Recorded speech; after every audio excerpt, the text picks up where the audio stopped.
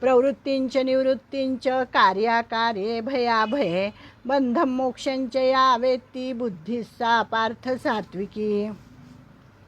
सात्विक बुद्धी कशी असते तर प्रवृत्ती मार्ग आणि निवृत्ती मार्ग, तसेच कर्तव्याला आणि अकर्तव्याला, त्याचप्रमाणे भय आणि अभय यांना, तसेच बंध आणि मोक्ष यांना जी बुद्धी तत्वतः जाणते त्या बुद्धीला सात्विक बुद्धी म्हणतात. म्हणजे त्या बुद्धीला कळतं की चांगलं काय, वाईट काय, कर्तव्य कुठलं, अकर्तव्य कुठलं, भय कुठलं, अभय कुठलं, बंध कुठला, मोक्ष कुठला, हे सगळं वरवर फक्त शब्दार्थ माहीत असतात असं नाही, तर त्या बुद्धीला काय कळतं, तत्वानी कळतं. हे सगळं तत्वतः जाणते जी बुद्धी आहे ती सात्विक बुद्धी. तर जिला प्रवृत्ती आणि निवृत्ती याच्यातला भेद कळतो, प्रवृत्तीकडून निवृत्तीकडे जायचं आहे आपल्याला, हे जी नुसतं समजत नाही तर त्याप्रमाणे आचरण करणारी अशी ती माणसं असतात. पिंडाकडून ब्रह्मांडाकडे जायचं आहे, व्यष्टीकडून समष्टीकडे जायचं आहे, हे त्या बुद्धीला कळतं. धर्म म्हणजे काय, निश्चित धर्माची धारणा कशामुळे होते असं ही बुद्धी आपल्याला सांगत असते. अशुभ कर्म कुठलं ते करू नये, ती बरोबर तिथून बाजूला नेते. म्हणजे मन आपल्याला नेत असतं, मन जे आपल्याला वरवर सोपं वाटतं तिकडे मन जातं, पण ती बुद्धी खेचून आणते की नाही, हे जरी सुरुवातीला चांगलं असलं तरीसुद्धा ह्याचा परिणाम वाईट आहे. तेव्हा मग ती बुद्धी त्याला मागे खेचते आणि मग त्या वाकड्या वाटेने जाऊ देत नाही. याला म्हणतात सात्विक बुद्धी. म्हणजे त्या बुद्धीने त्या मनावर अंकुश लावलेला असतो आणि चित्ताच्या प्रवृत्तीच ती होऊ देत नाही, निवृत्तीकडे त्याला नेते त्या चित्ताला. अशी ही बुद्धी सावध असते. म्हणजे करण्यासारखं काय आहे आणि टाकण्यासारखं काय आहे हे त्या बुद्धीला कळतं. नित्यनैमित्तिक कर्म ही करावी आणि काम्य कर्म ही टाकावी, हे आपण पाहिलेलंच आहे आधी. ते जी बुद्धी सांगते ती बुद्धी म्हणजे सात्विक बुद्धी आहे. आणि तो परमेश्वर सदैव आपल्याबरोबर आहे. सर्वस्य चाहम हृदि सन्निविष्टो असं 15व्या अध्यायात सांगितलेलंच आहे आपल्याला. मग ती बुद्धी लहानपणापासून ह्या गोष्टीचा तिने स्वीकार केलेला असतो, निश्चय झालेला असतो की परमेश्वर सतत माझ्याबरोबर आहे. असं ज्या बुद्धीचा निश्चय झालेला असतो त्या बुद्धीला सात्विक बुद्धी असं म्हणतात. मग ही बुद्धी कशी असते, सात्विक बुद्धीला कळतं गीतेचं अध्ययन केलं पाहिजे. आता आपल्या भाषेत जर आपण सांगितलं तर रामायण महाभारत वाचलं पाहिजे. दार्शनिकांनी ब्रह्मसूत्रांचा मार्ग दाखवला तो समजावून घेतला पाहिजे. उपनिषदे म्हणजे ज्ञानाच्या खाणी आहेत, अभयाच्या खाणी आहेत, हे त्या बुद्धीला कळत असतं. म्हणून भगवंत म्हणतात की अरे सात्विक बुद्धी धारण केली पाहिजे. इतकं सात्विक बुद्धीचं महत्त्व सांगितलेलं आहे. आणि ज्याप्रमाणे तहान लागली तर ती केवळ भागवण्याकरता पाणी प्यावं, त्याप्रमाणे केवळ आत्मप्राप्ती या फळाकडे दृष्टी ठेवून ते शास्त्रविहित नित्य कर्मच करायला पाहिजे. ज्ञानोबा म्हणतात की एवढ्यानेच ते कर्म अनिष्ट असलेल्या जन्माच्या भयाला घालवते आणि मोक्षाची प्राप्ती सोपी करून देते. म्हणजे जर एकदा सात्विक बुद्धी झाली ना की ती वाईट गोष्टी करण्याकडे धजतच नाही. मग जे होतात ते चांगलंच कर्म हातून घडतं. आणि मग चांगलं कर्म हातून झाल्यामुळे काय होतं की त्या माणसाची आपोआप ह्याच्याकडे मोक्षाकडे वाटचाल सुरू होते आणि जन्ममरणाच्या बंधनातून तो आपोआपच सुटतो. अशी ही सात्विक बुद्धी असते. सात्विक बुद्धी बंध आणि मोक्षाचा विचार करते. अतिशय सुंदर त्यांनी सांगितलेलं आहे. अशी निरक्षर विवेक करणारी सत्वबुद्धी सर्वांनी धारण करावी असं या श्लोकातून सांगितलेलं आहे. पुढे 31वा श्लोक आहे राजस बुद्धी. आता यया धर्ममधर्मंच कार्यांच्या कार्यमेवच अयथावत प्रजानाती बुद्धिस्सा पार्थ राजसी. राजसी बुद्धी कशी असते तर ज्या बुद्धीद्वारा मनुष्य धर्म अधर्म कर्तव्य अकर्तव्य हे काही जाणतच नाही ती बुद्धी राजसी असते. म्हणजे राजसी बुद्धीची लक्षणं त्यांनी सांगितली आहे की धर्माचरण हे प्राधान्याने वर्णाश्रमातील कर्तव्यावर अधिष्ठित असते, त्याला धर्म म्हणतात. हे आचरण जे टाकतात धर्माप्रमाणे वागतच नाहीत, अधर्माने वागतात. म्हणजे आंधळ्याला ज्याप्रमाणे दिवस रात्रीचा भेद कळत नाही, तद्वत धर्म आणि अधर्माची उकल राजस बुद्धीला होत नाही असं सांगितलेलं आहे. किंवा करणीय अकरणीय म्हणजे कार्य आणि अकार्य याचा निर्णयसुद्धा ही बुद्धी करू शकत नाही. म्हणजे ज्ञानोबांनी म्हटल्याप्रमाणे लग्नाच्या वेळी जशी निवड न करता जनसमुदायावर अक्षदा टाकल्या जातात त्याप्रमाणे म्हणे ही राजसबुद्धी असते की ही काही त्याच्यातून निवड अशी करत नाही, तर सरसकट जे काय आहे ते करून मोकळी होते, त्याला राजसबुद्धी असं म्हणतात. तर आता त्याच्या पुढची आहे तामसबुद्धी. तामसबुद्धी आहे 32वा श्लोक. अधर्मम धर्ममिति या मन्यते तमसावृता सर्वार्थान विपरीतांश बुद्धिस्सा पार्थ तामसी. हे अर्जुना, जी तमोगुणाचे आवरण पडलेली आहे, तमोगुणाचं आवरण ज्या बुद्धीवर पडलेलं आहे ती बुद्धी आहे तामसी बुद्धी.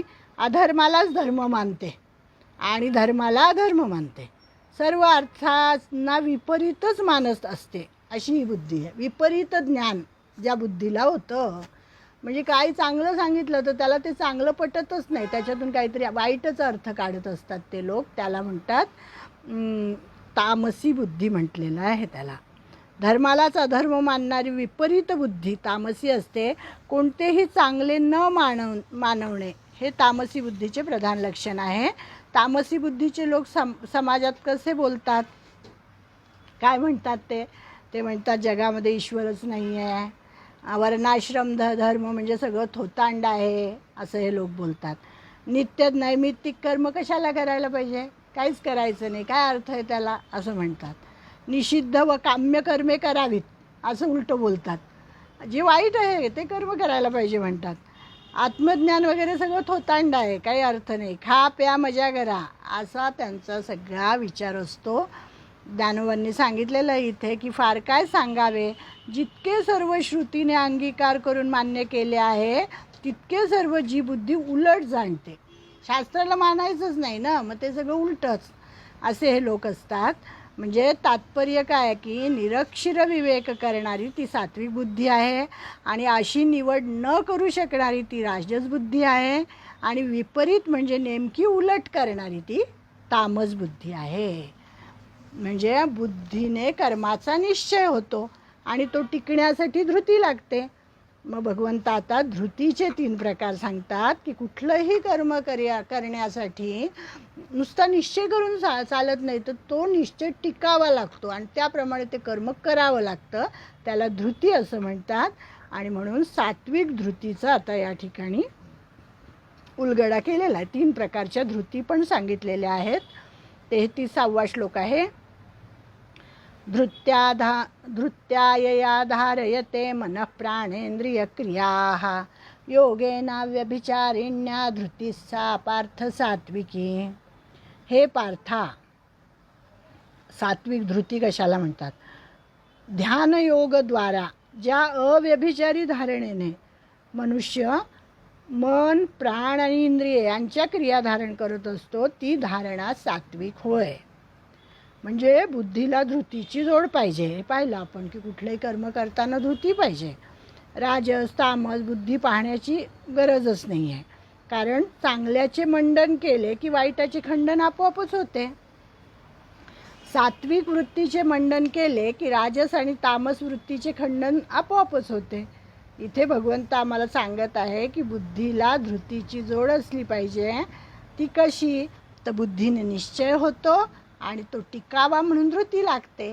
बोललोच आपण याच्या आधी, हे बुद्धीने निश्चय होतो आणि तो टिकावा म्हणून धृती लागते.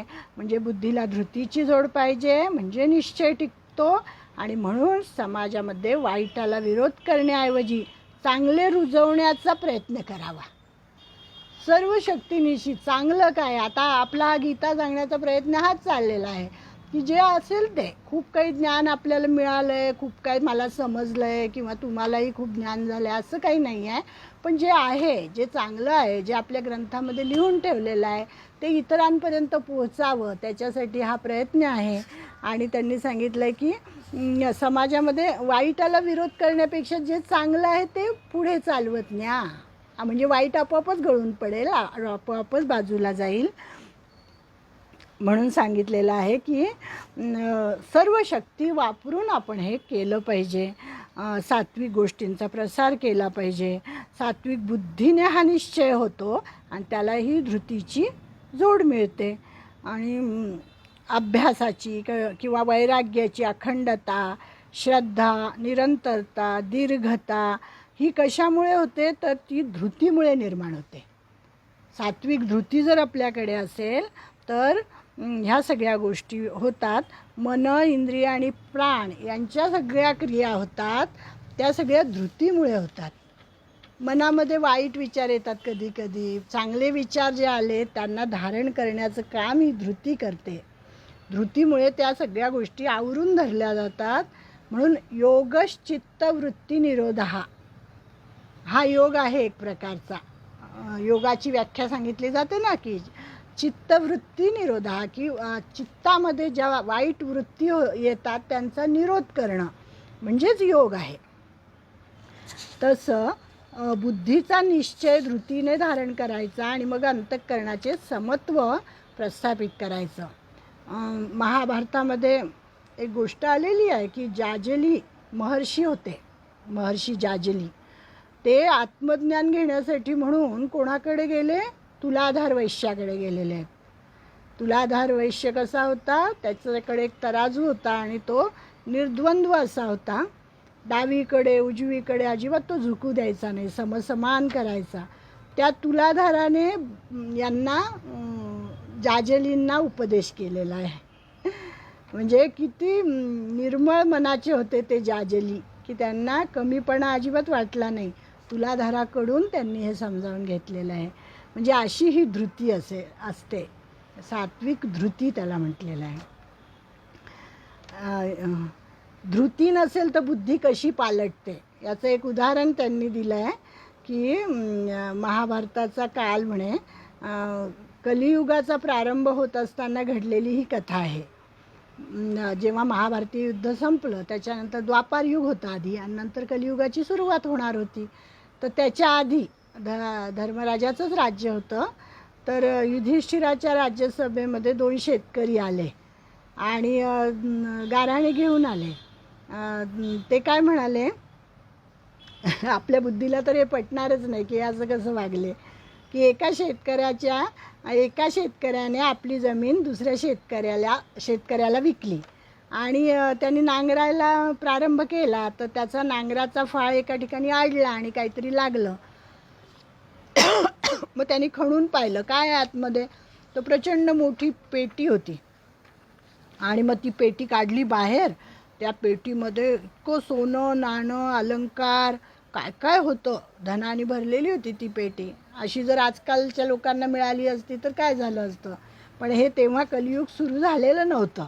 त्यामुळे ते म्हणतात की तो जो होता शेतकरी तो गेला धर्मराजाकडे आणि नाही आधी त्याच्याकडे ज्यांनी त्याला शेत विकलं होतं त्याच्याकडे गेला आणि त्याला म्हणाला, अरे बाबा हे बघ तुझ्या शेतामध्ये काय सापडलं आहे, हे तुझं आहे सगळं, परत घे तू.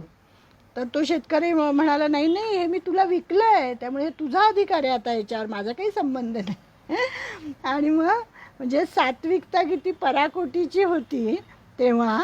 आणि मग हा सात्विक करता मग दोघंही भांडतात आणि म्हणतात की नको नको हे धन मला नको, हे माझं नाही. आणि मग ते जातात दोघंही कोणाकडे, युधिष्ठिराकडे जातात. आणि युधिष्ठिरालाही नवल वाटतं, मनामध्ये आनंदही होतो की चला आपली प्रजा एवढी सात्विक आहे म्हणून. आणि मग भगवान श्रीकृष्ण हसतात, हा खटला ते ऐकतात आणि ते म्हणतात की युधिष्ठिरा थांब जरा, 8 दिवस थांब म्हणे, 10 दिवसांनी त्यांना यायला सांग, कारण 10 दिवसांनी म्हणे कलियुगाला प्रारंभ होणार असतो. आणि मग 10 दिवसांनी तो बोलवतो की या खटल्याचा निकाल 10 दिवसांनी लावू. 10 दिवसांनी दोघे जण येतात आणि एकमेकांची गळेच धरायला लागतात. एक जण म्हणतो नाही नाही ही सगळी संपत्ती माझ्या जमिनीत सापडली आहे, ती माझी आहे. दुसरा म्हणतो की मी जमीन विकली पण मुळात ती माझीच होती, हे धन माझेच आहे. म्हणजे ते दोघेही जण पूर्णपणे विरुद्ध. म्हणजे त्यांनी म्हटलं आहे की सात्विक बुद्धीला कलियुगाचं महात्म्य म्हणे कलियुगामध्ये हे असं घडतं. आज आपण तेच उदाहरण सगळीकडे पाहतो. म्हणजे सात्विक बुद्धीला जर सात्विक धृतीची जोड मिळाली नाही तर बुद्धी वक्र मार्गाने जाऊ शकते. त्याचं हे उदाहरण आहे. अशी ही सात्विक थांबते. हां.